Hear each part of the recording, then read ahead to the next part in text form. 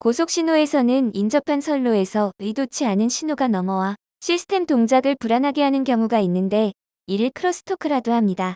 본장에서는 이러한 크로스토크 현상의 원인과 대책에 대해 살펴보겠습니다.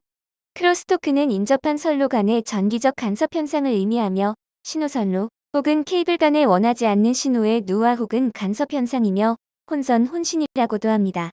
PCB 패턴이나 케이블류가 서로 분리되어 있는 경우 전기적 신호나 노이즈가 다른 선로로 전달되지 않아야 하지만 두 개의 선로가 인접한 경우에는 두 선로 사이에 존재하는 부유 용량인 기생 캐패시터 C와 상호 인덕턴스 M에 의해 신호나 노이즈가 넘어가게 됩니다. 선로 간의 신호 결합 즉 크로스토크는 부유 용량 즉 기생 캐패시터에 의한 용량성 결합과 상호 인덕턴스에 의한 유도성 결합이 있으며 이로 인해 크로스토크가 발생됩니다.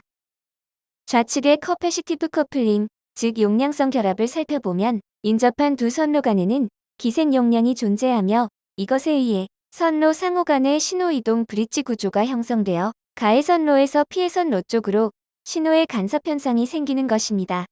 피해 선로 쪽의 노이즈 전압 V에는 JωCR VS로 오메가와 부유용량 C가 클수록 노이즈 전압도 커집니다.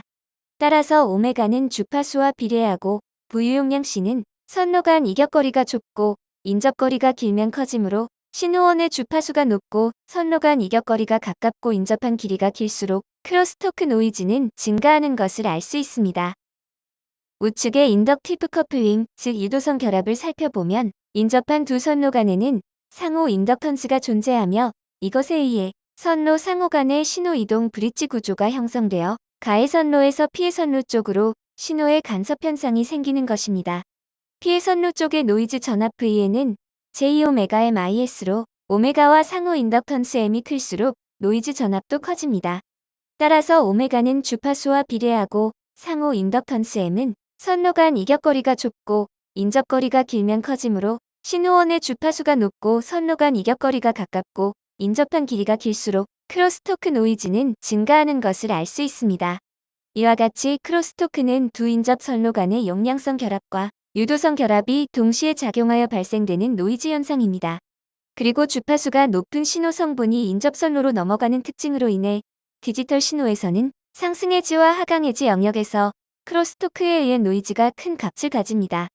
크로스토크는 인접한 선로 간의 커패시티브 커플링과 인덕티브 커플링에 의한 현상이므로 이러한 선로 간 커플링 요소를 줄이는 것이 핵심이며 따라서 두 선로를 이격하는 것이 기본적인 대책입니다만 실무적으로 적용할 만한 몇 가지 대책에 대해 살펴보겠습니다. 크로스토크를 줄이기 위한 선로 이격 대책으로 선로 폭을 W라고 할 때 선로 센터를 기준으로 3W 이상 이격하라는 규정으로 3W를 이라고도 합니다. 예를 들어 선로 폭이 10mm라면 선로 간 간격은 30mm 이상을 유지하라는 의미입니다. 두 선로가 나란히 배치되어 길이가 긴 경우, 즉 인접선로의 길이가 길면 부유용량과 상호 인덕턴스가 증가하여 크로스토크가 커집니다. 따라서 가급적 인접선로의 길이를 줄여 커패시티브와 인덕티브 커플링 효과를 줄이면 크로스토크가 저감되겠죠.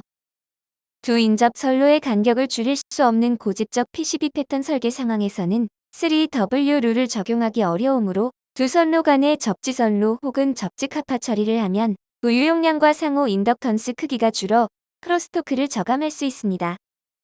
고속신호나 고주파 신호는 크로스토크 영향이 크므로 가급적 PCB의 내층 패턴으로 처리하면 아래 위층의 접지층이나 전원층에 의해 부유용량과 상호 인덕턴스가 줄어 크로스토크를 저감할 수 있습니다.